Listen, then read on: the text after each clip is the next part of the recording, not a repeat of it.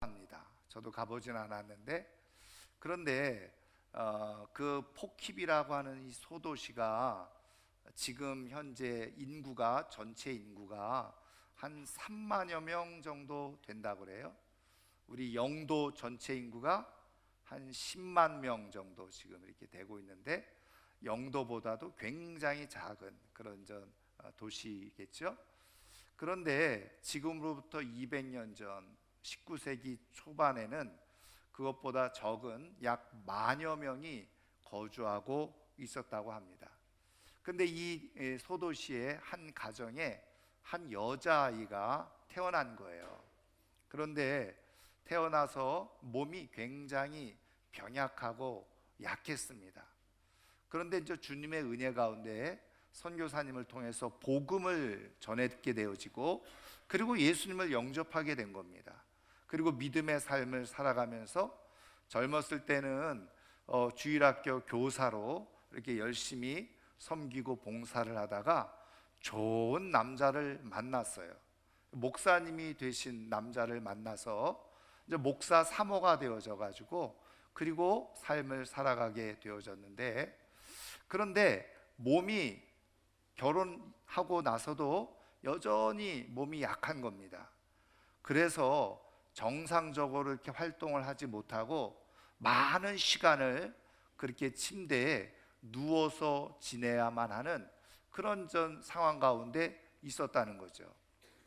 그런데 이제 놀라운 사실은, 그렇게 오랜 시간 활동하지 못하고 주로 이렇게 침대에 누워 있을 수밖에 없는 그런 상태였음에도 불구하고 많은 사람들이 이분을 찾아왔다는 거예요. 근데 이제 찾아온 분들 가운데는 목사님들, 전도사님들, 특별히 찬양하는 찬양 사역자들이 찾아오고 방문을 하게 되어지는데, 이 분을 만나고 돌아가게 되어지면 굉장한 큰 기쁨을 가지고 돌아가더라는 거죠. 그래서 만날 때마다 항상 얼굴에는 미소가 떠나지 아니하고, 그리고 말하는 것마다 하나도 뭐 원망이나 불평이나 부정적인 말 하나도 하지 아니하고 너무나도 긍정적인 말을 하게 되어지는 거예요. 그래서 이분하고 한 30분만 같이 있게 되어지면 많은 사람들이 말씀드린 것처럼 너무 기쁘고 행복하고 즐거운 마음으로 이 집을 나가는 거죠. 그러니까 사람들이 수시로 이렇게 병상이라기보다 침대에 이렇게 있을 수밖에 없는 이 여인을 찾아와 가지고 위로를 받고 돌아가곤 했다는 겁니다. 그래서 그 친구가 이런 이야기를 했다는 거죠. 누구든지 이 여인을 방문하는 이유, 내 친구를 방문하는 이유가, 저는 이렇게 오랫동안 그렇게 침대 생활을 하고 있으니 얼마나 불편하고 외롭고 힘들까, 위로하기 위해서 찾아왔다가 거꾸로 이분을 통해서 위로를 받고 돌아가는 일이 많이 있었다는 거예요. 여러분, 이분이 누굴까요? 이분이 어떻게 그런 굉장히 몸을 움직이지 못하는 그런 연약한 상황 속에서도 거꾸로 위로를 받는 사람이 아니라 다른 사람들을 위로하면서 살아갈 수 있는 그런 삶을 살아갈 수 있었을까요? 여러분, 우리는 삶을 살아가면서 환경과 상황의 영향을 많이 받고 살아간다고 얘기하지 않아요? 그런데 여러분 아시는 것처럼 그 상황과, 그리고 그 어떤 처지, 그리고 형편에 완전히 지배를 받아서 짓눌려 삶을 살아가는 사람들이 있어요. 근데 이런 사람들은 대부분 보면 다 행복하지 못한 불행한 삶을 살아가요. 근데 여러분, 다 그런 모습을 가지고 살아가는 것은 아닙니다. 어떤 주어진 환경과 상황, 처지, 이런 것들을, 불리한 모든 것들을 다 뛰어넘어서 극복해서 더 좋은 삶으로 그렇게 또 살아가는 사람들도 있다는 거예요. 저는 이번 성탄절에 전자처럼 주어진 상황과 여건, 처지와 형편에 의해서 짓눌려서 늘 고통하며 불행스럽게 살아가는 그런 인생이 아니라 오히려 그런 상황일지라도 그것을 잘 뛰어넘고 극복해서 정말 하나님께서 기뻐하시고 원하시는 대로 풍성하고 아름다운 삶의 주인공이 다 될 수 있기를 주님의 이름으로 축원합니다. 근데 여러분 아시는 것처럼 누가 그렇게 살고 싶지 않겠어요? 우리는 다 그렇게 살고 싶은데 그게 마음대로 뜻대로 잘 되지 않는다는 거예요. 그런데 뿐만 아니라 여러분, 우리가 하나님도 우리 인생을 지으시고 우리를 하나님의 자녀로 부르셨을 때도 마찬가지예요. 우리 하나님은 우리가 어떻게 해요? 이 땅에서 좋은 삶을 살아가기를 원하시는 것이 바로 우리 하나님 아버지의 마음이고 뜻이잖아요. 그래서 우리의 인생이 그런 불행 속에 고통 속에 살아가는 것이기보다는 이러한 모든 삶의 여건과 상황을 뛰어넘어서 지배를 당하는 것이 아니라 오히려 그 상황을 지배하면서 흔히 말하는 대로 위대하고 아름다운 삶을 살아가기를 원하시는 분이 바로 우리 하나님 아버지시라는 거예요. 그렇다고 한다면 우리가 어떻게 그런 삶을 살아갈 수 있을까? 하나님은 어떻게 우리로 하여금 그런 삶으로 살아갈 수 있도록 역사하고 계실까? 오늘 우리가 읽은 말씀을 통해서 한 가지를 살펴보면요, 자, 오늘 우리가 읽은 말씀은 우리가 미가라고 하는 선지자가 주전 8세기 약 750년경 활동했던 그러한 전 선지자거든요. 근데 그 선지자를 통해서 지금 이 베들레헴이라고 하는 이 작은 도시에서 바로 구원자 메시아가 나올 것이라고 하는 것을 예언해 주고 있는 말씀인데요, 지금 미가 선지자가 어떤 상황 속에서 이 말씀을 선포하고 있는 거냐면, 여러분, 이미 북쪽 이스라엘은 아수르 제국에 의해서 완전히 초토화되어지고 멸망을 당했습니다. 그러니까 바로 밑에 있었던 유다도 아수르의 공격 속에, 위협 속에 마치 풍전등화와 같은 그런 상황 속에 놓여 있었던 거죠. 이럴 때 하나님께서 미가라고 하는 이 선지자 예언자를 통해서 하나님의 말씀을 들을 것을 말씀해 주고 있으면서, 너희들도 하나님의 말씀대로 살지 않으면 북쪽 이스라엘이 이렇게 멸망한 것처럼 너희도 멸망당할 수밖에 없는데, 지금 하나님의 뜻대로 살지 못하는 것을 빨리 돌이켜 회개해야 된다. 그러면서 말씀해 주시는 내용이 뭐냐면, 그런 상황 속에서도 하나님이 준비하고 계획해 놓으신 것이 있는데, 위대한 왕을 보내서 모든 사람들을 다시 하나님의 백성으로 삼으실 것이라고 하는 그런 예언의 말씀을 해주고 계신 거예요. 그런데 이 말씀이 언제요?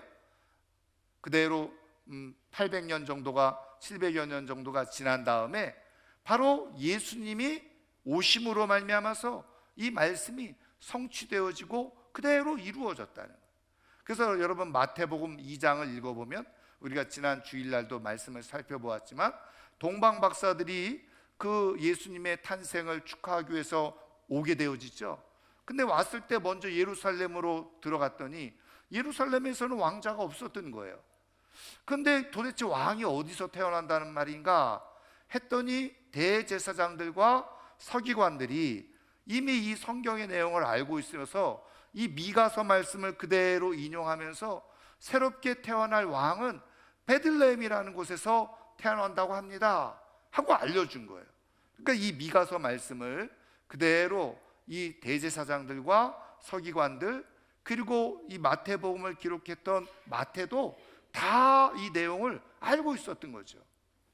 그런데 여러분, 여기서 우리가 한번 주의 깊게 살펴봐야 될 내용이 뭐냐면, 이 베들레헴이라고 하는 동네예요. 이 베들레헴이라고 하는 동네가 오늘 우리가 읽은 말씀에도 뭐라고 되어져 있어요? 너는 유다 족속 중에 작을지라도. 여러분, 마태복음 2장 6절에도 동일하게 베들레헴은 너는 작지 아니하도다 이렇게 말해요. 그 얘기는 뭐냐면 작다는 얘기죠. 근데 이 베들레헴이라고 하는 이 동네가 얼마나 작은 동네인지, 여러분, 이스라엘 백성들이 가나안 땅에 들어갈 때 여호수아를 중심으로 해서 이 가나안 땅을 정복하게 되어지는데, 이때요 그 여호수아서 12장에 보면은 여호수아를 통해서 정복한 도시들이 33개 정도가 나옵니다. 근데 그 33개 도시 중에 베들레헴이라는 이름이 없어요.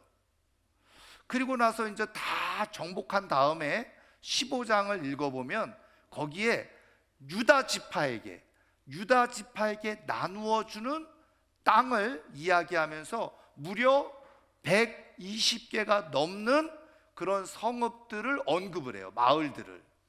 여러분, 지금 이 가나안 땅이 어느 정도였느냐? 우리나라의 강원도 정도보다 조금 큰 크기거든요. 그러면 우리나라 굳이 따지자면 영남 지역 그것보다 조금 작아요. 굉장히 작은 땅이죠. 거기서 유다 지파가 차지하고 있는 땅은 뭐 어느 정도일까요? 저는 한 영도 정도 크기만 할까? 뭐 정확하게는 모르겠지만 어쨌든 굉장히 작은 그런 땅덩어리입니다. 그런데 거기에 120개의 마을의 이름이 쭉 언급이 되어져요. 그런데 여러분 한번 생각을 해보세요. 이 베들레헴이라고 하는 동네가 얼마나 작았는지 그 나열해주고 있는 120여 개 정도의 동네 이름에도 베들레헴이라는 이름이 없어요.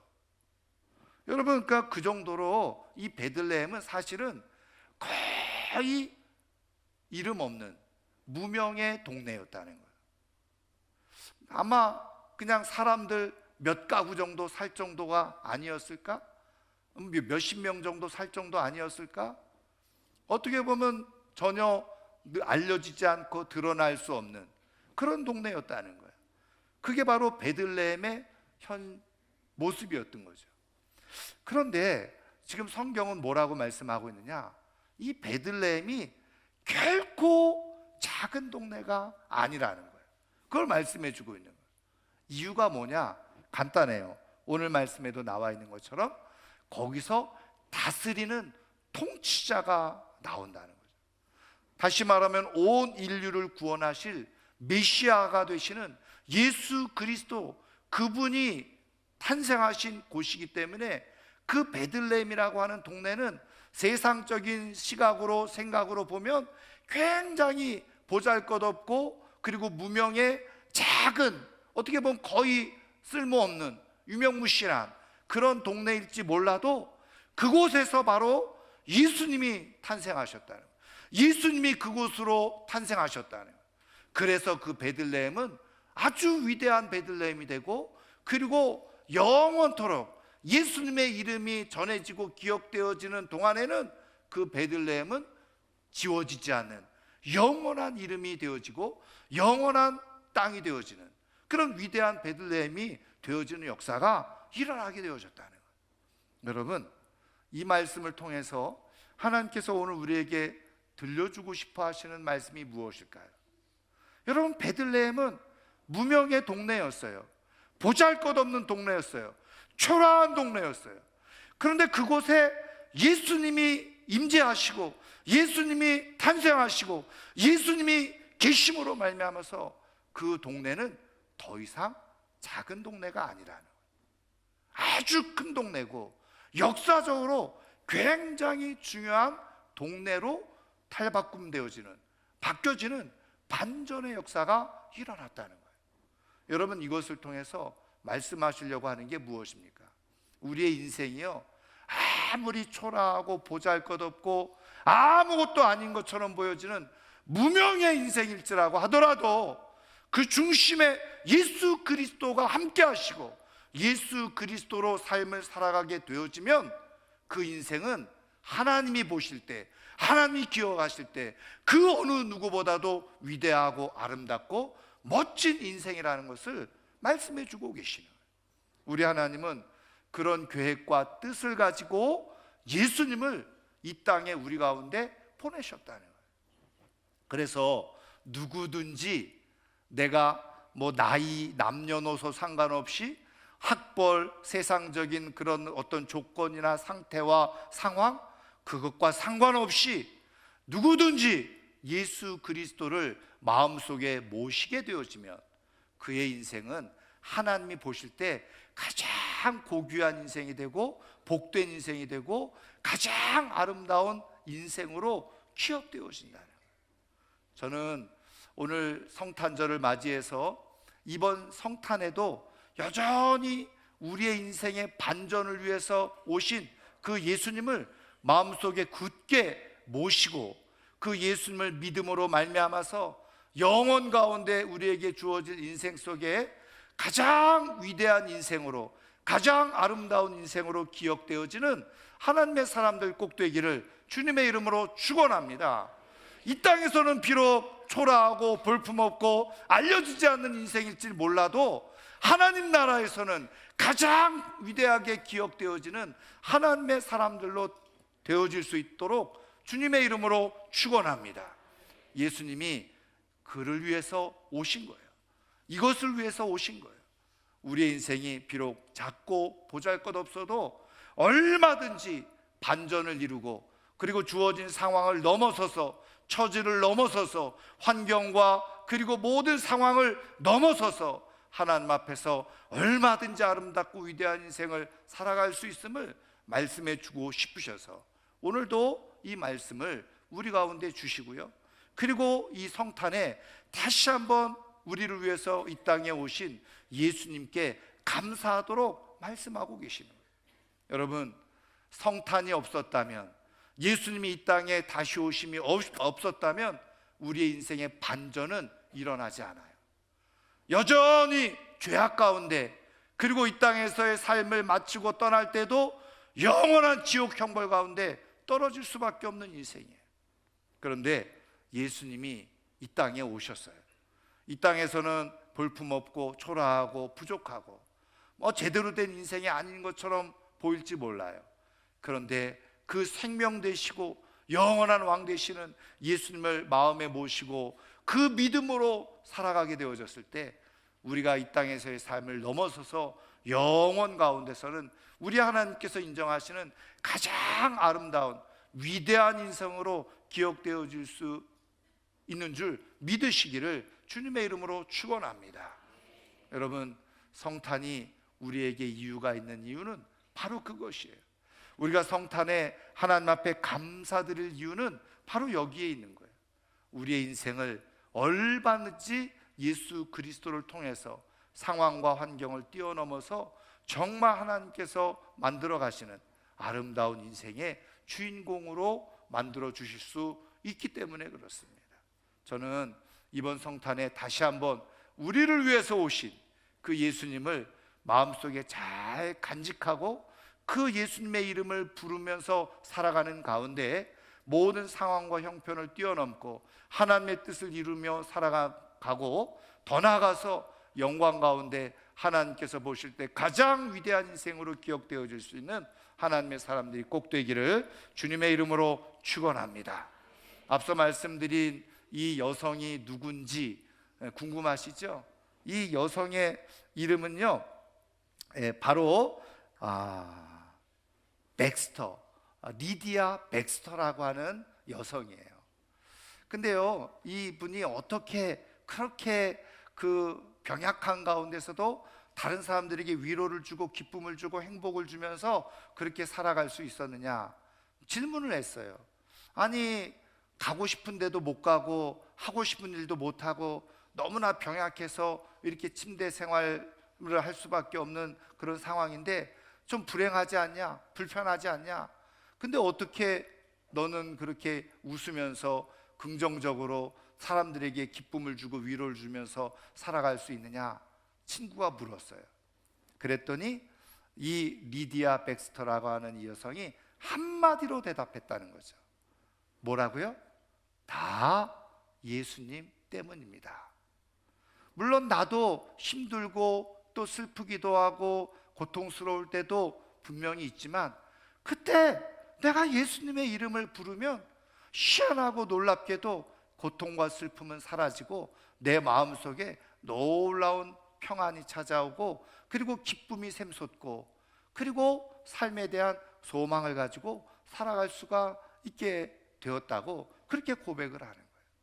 그래서 여러분, 이 여인이 1870년 1873년에 하나님의 부르심을 받았는데, 그러니까 죽기 3년 전에 그 인생의 모든 고백을 담아서 시를 하나 써요. 근데 그 시가 지금 고스란히 우리 찬송가의 찬송가로 기록이 되어져 있죠. 여러분, 제가 영어 원문을 그냥 제가 제 식으로 번역을 했는데, 제가 1절만 한번 말씀을 드려볼 테니까 무슨 찬송가인지 한번 맞춰보시기 바랍니다. 맞히는 분에게 좋은 일이 있을지도 몰라요. 자, 영어 원문은 이렇게 되어져 있습니다. 예수의 이름을 take, 뭐 이걸 여러 가지로 우리 영어 선생님도 있지만 예수님의 이름을 take하라는 거예요. 취하라, 가지라, 품으라. 예수님의 이름을 품으세요. 슬픔과 고통의 자녀요, 그것은 기쁨과 위로를 줄 것입니다. 그러니 어디로 가든지 꼭 그 이름을 테이크하고, 다시 말하면 꼭 품고 간직하고 살아가세요. 무슨 찬송가일까요? 네, 누구세요? 손 한번 들어보세요. 최신진 장로님, 좋은 일이 있을 줄 믿습니다. 네, 찬송가 91장에 슬픈 마음 있는 사람 한번 불러볼까요? 슬픈 마음 있는 사람, 예수 이름 믿으면 영원토록 변함없는 기쁜 마음 얻으리. 예수의 이름은 세상의 소망이요, 예수의 이름은 천국의 기쁨일세. 아멘, 아멘. 예수님은 우리에게 위로가 되시고 소망이 되시고 천국을 주시기 위해서, 그리고 우리의 인생을 위대한 인생으로 바꿔주시기 위해서 이 땅에 오신 줄 믿습니다. 그 예수님을 테이크하십시오, 취하십시오, 품으십시오. 그리고 그 예수님의 이름을 부르십시오. 여러분, 이 이름을 통해서 이 성탄의 놀라운 기쁨과 영광이 우리의 삶에 채워지게 되어지고, 우리가 비록 초라하고 보잘것없고 볼품없는 듯이 보여도 하나님 앞에서 가장 아름답고 위대한 인생이 될 줄 믿습니다. 우리 기도하겠습니다. 오늘 찬송가 하나 부르고 우리 기도하는 시간